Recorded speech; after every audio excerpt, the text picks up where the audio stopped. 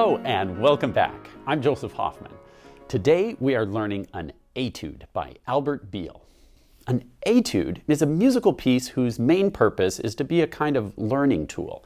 It's a musical exercise or study. In fact, the word etude means study in French. In my opinion, some of the best etudes in the piano repertoire are the incredible Chopin etudes. They are a lot of fun to play. This is Chopin's Etude in G-flat major, Opus 10, number 5. It's nicknamed the Black Keys Etude because the right hand only plays black keys the entire piece, and at true prestissimo speed.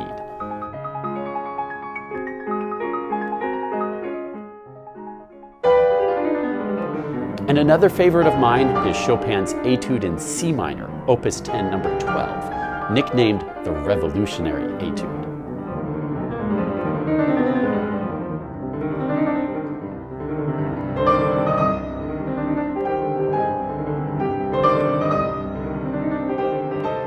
If you continue to work hard for several years, you'll be playing those etudes too.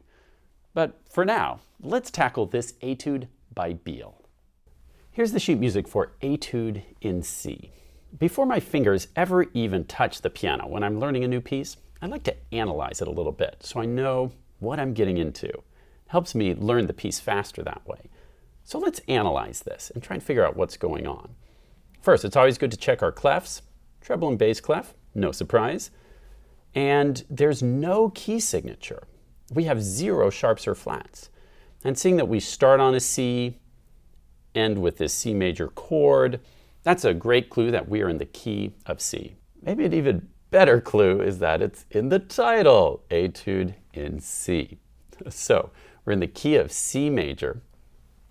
We know we're going to have a time signature of 4/4, which tells us we have 4 beats per measure, and our tempo is going to be allegro moderato. Allegro means fast, and moderato means medium, so medium fast, comfortably fast. All right, now let's take a look at the right hand part, which is what we'll be learning today. The left hand, you can see it's going to be a bunch of chords. We'll tackle that in another lesson. What is the right hand doing? We've got these groups of 8 eighth notes in a row stepping up. 1 and 2 and 3 and 4 and, aha. This is a C major scale. I can see we start on C, we end on C, all stepping up. C major scale. Then, are we starting on a C here or something else? Yeah, that's right. This time we start on a D.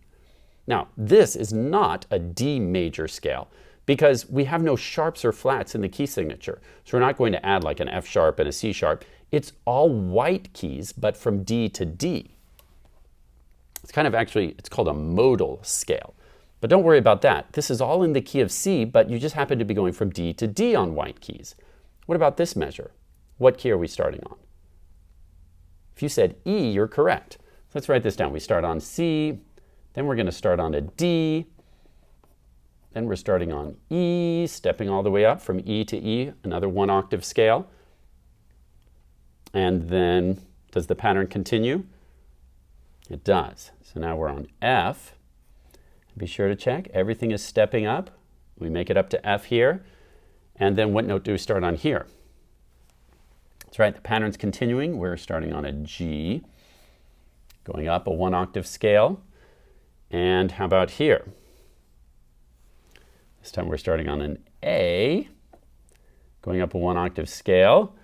And then we start on a B, going up a 1 octave scale. Now, I mentioned that an etude is a kind of study. What are we studying in this piece? Obviously, we're studying going up 1 octave scales. First on C, then up a step to D, up a step to E, to F, to G, to A, to B. So we'll do what? 7 different 1 octave scales, each 1 step higher, till we get to here. Now we're starting on C. Where can I put that? And what happens here? Is this a 1 octave scale? Nope, not this time. Can you tell what's happening now? Start on a C, then skip up, and then up a fourth. So we're going third, third, fourth. Do you recognize that? You might recognize that that is an arpeggio. When we have C, E, G, that builds a C major chord, and then we've got this high G on top. C, E, G, C, then back down to C to finish the piece. Now, one last thing before we play this that I want you to notice are all of these slur marks. Sometimes they're called phrase marks. These curved lines are telling you to group all of these notes in a legato fashion. Remember, legato means smooth. So they should be played smoothly and connected as if it's all one musical sentence. All right, let's come to the piano and give this a try. All right, I'll demonstrate the right-hand part for you once, and then I'll let you try it on your own. We're going to place right-hand finger 1 on middle C, and you'll notice the dynamic mark at the beginning is piano, followed by a crescendo poco a poco. And that means we're going to gradually get louder little by little, poco a poco, little by little. All right, and then if you look down in the last measure, you'll see we arrive finally at a forte. So this whole piece is one gradual crescendo. Here it is.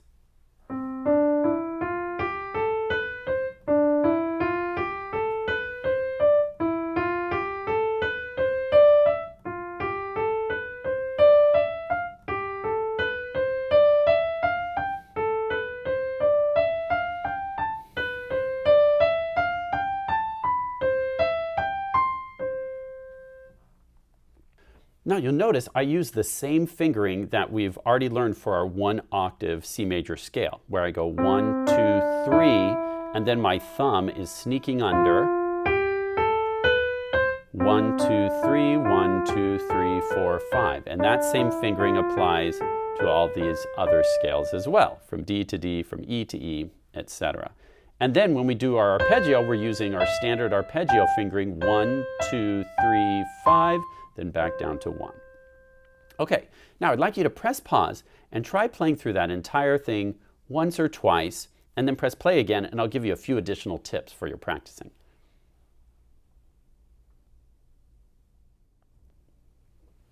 Since this is an etude, I want you to be really careful to be using the correct technique. The whole point of this piece is so you can study a really good scale technique.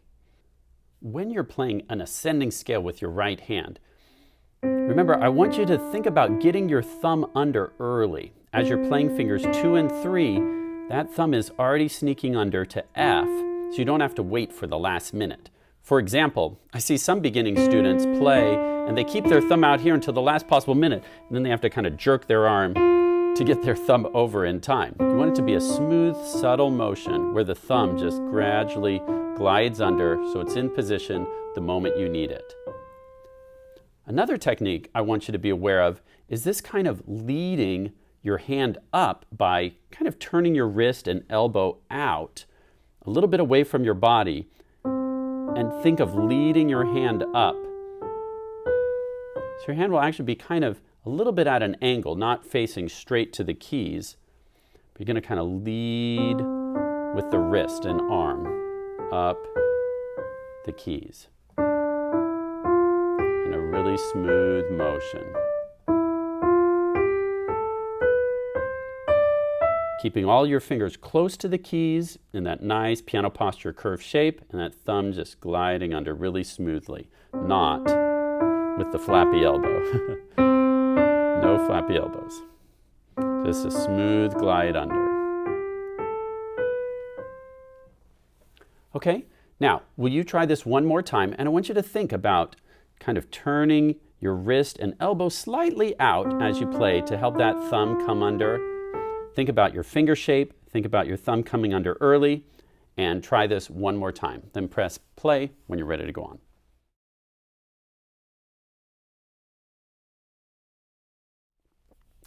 Another tip I wanted to mention was for the arpeggio. Remember, like I've said before, don't try and stretch your fingers out to completely cover all the notes you need. Just stretch one at a time. If you know you need that E, just stretch up to the E, then stretch finger 3 to the G, then pinky to the C, and then you can float back to C. You're not going to do it like this. See how I'm touching all the notes at the same time? You're going to just do each note as you need it. 1, 2, 3, 5, 1. Now, will you try that a couple times? Good. Let it feel as natural as you can. You're going to kind of glide your hand over and then circle back down. Kind of think of this circle shape with your hand. Good. Now, the last tip I wanted to share was to use the metronome. It's your favorite tool, your favorite friend, right? I love practicing with the metronome. It forces me to keep a steady beat, and then I can also measure my progress. As I get faster and faster, I can tell because I'm speeding up the metronome. Now, I want you to start really slow, maybe at about, I've got my metronome set to 108 beats per minute. We're going to do it one note per click at first.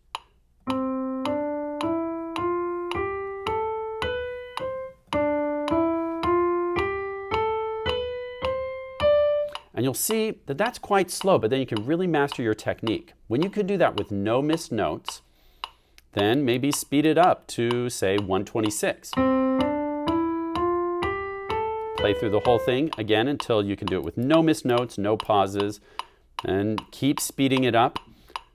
I've got it at 152. Keep going and going until, let's say you get it up to 200 beats per minute.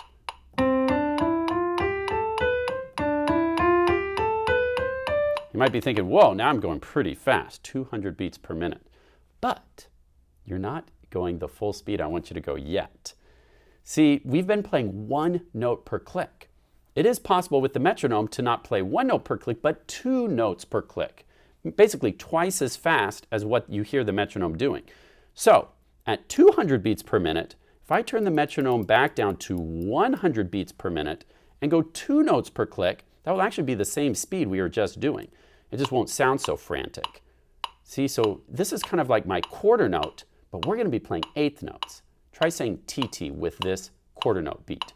TT, TT, TT, TT, ba, ba, ba, ba, ba, ba. So go this fast. TT, TT, TT, TT. So the metronome is giving us ta, or quarter notes, and we're playing TT.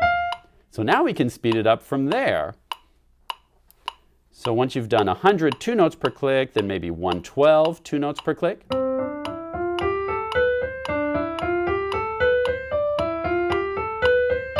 And then the final speed I want you to shoot for, this may take you a week or maybe even 2 weeks to get here, 126, 2 notes per click.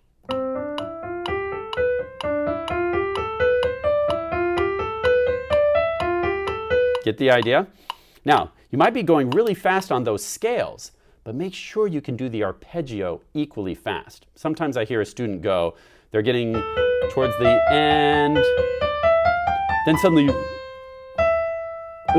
go super slow motion for that arpeggio. That's not correct. The arpeggio is written in eighth notes too, just like the scales, so it has to go the same speed. So if you're going T T T T T T T T T T T T T T T T ta, the arpeggio has to be the same speed as your scales. Okay, it's your turn to start practicing. Again, start really slow with the metronome at about 108 and just build it up from there. Great work learning the right hand part for Etude in C by Beal. Happy practicing and see you next time.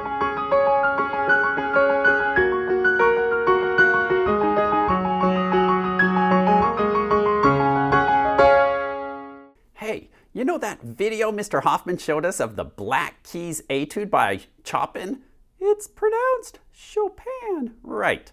Well, I found a video of someone playing that Etude with an apple. What are you talking about? You can't play an Etude with an apple. Watch and learn.